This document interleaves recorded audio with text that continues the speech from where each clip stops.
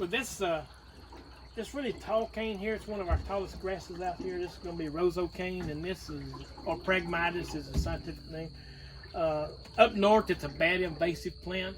Down south, this is not invasive. There's a couple of different species. Some of it is, but this one right here particularly is not invasive.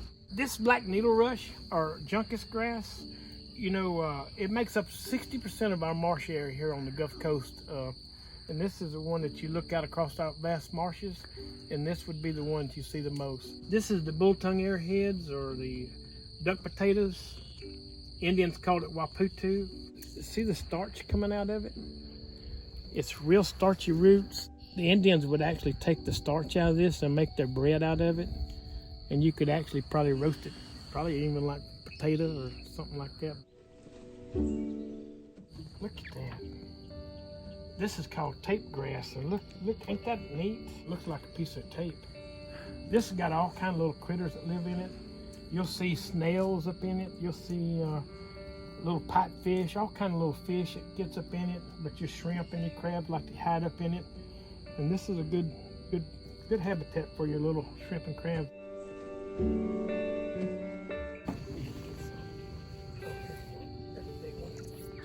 Oh, look at them.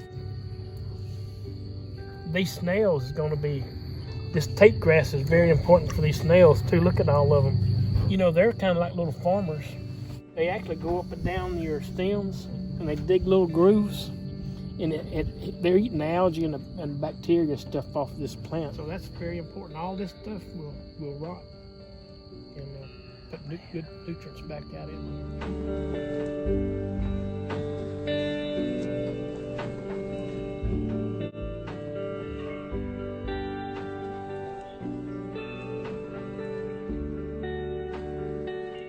We stopped in the marsh a little bit, and we was talking about the brackish water.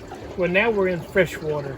When you start seeing your lily pad looking plant here that's got the little yellow flowers you see starting to come out, this is called spider dock. It's in the lily pad family, but it's not the lily pad.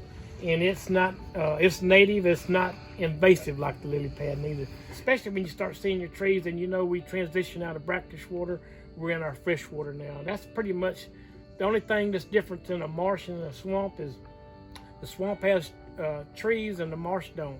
And pretty much the salinity of the water determines that. But this is, look how tall this is.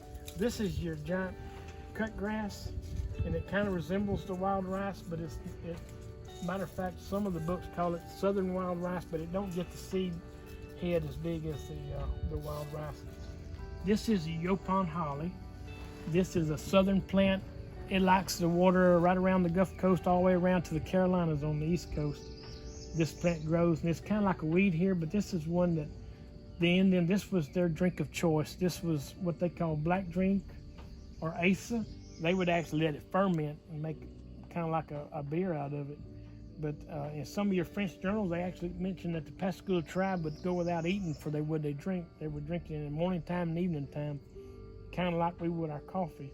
And this is the only plant native to North America that actually has caffeine in it. It does have caffeine. This plant right here is it's called tuckahoe, what the Indians call tuckahoe, or green aerium is what the correct name is. But this is one that the Indian would actually pull the roots up, and they would make what they call their tuckahoe bread out of. They would take the roots, and they had to leach the roots first. If you didn't leach the roots, it made your heart race away. A lot of these plants out here are real starchy roots, and this would be one of them they made their tuckahoe bread out of.